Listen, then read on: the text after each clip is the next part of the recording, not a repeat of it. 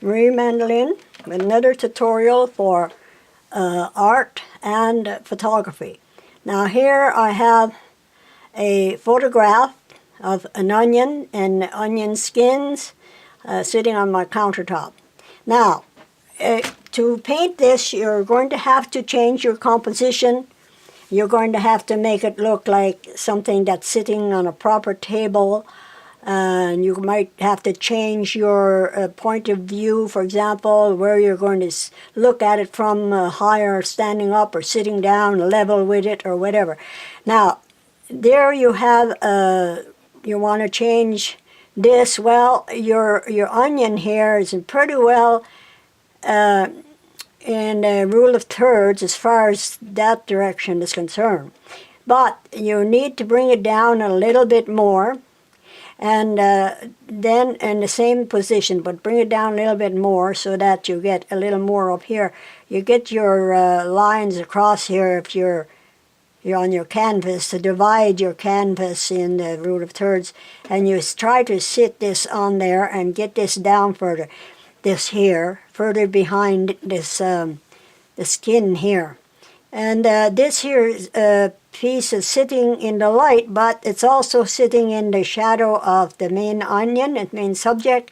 And so therefore you're going to have to move that to make a composition by putting either a smaller onion in the back, behind this one, and overlapping also like this is doing. This could be overlapped a little less towards that way, but bring it this way a bit. Maybe you could remove this part here that's not really needed. You bring down your onion to sit about here, and then you would overlap either that smaller piece or this one against the main subject and put this in the back. And of course, when it's in the distance, it has to be look further away because it will give you a perspective. You probably will have to squint your eyes and look at this and figure out your composition exactly where you want it.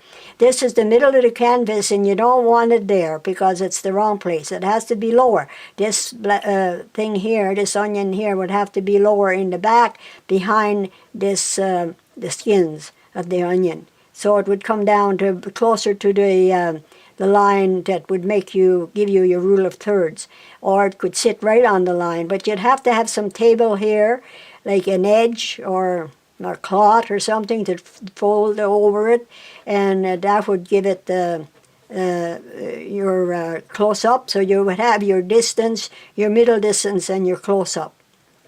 And this being smaller and removed from there, it would show a cast shadow here. You would make your other line here, so that would bring down the onion more into the picture, and also the skins of the onion.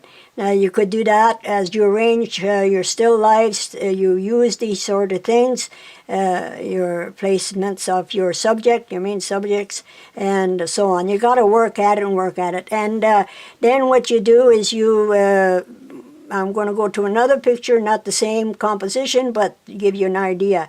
What you do is you look at it with your eyes squinted, as if you were, I guess, half blind, and you study it that way. Now, this is all wrong also, but I wouldn't go into that. You will see that for yourself from the other one here that we're going to work on. I'm going to do a drawing of this, maybe not today, but my next tutorial. I'm hoping to have a drawing and to show you what I have done to bring it in and get rid of the distortions and the improper placing of the subjects. You have to use these things the same for paintings or photography, no matter what.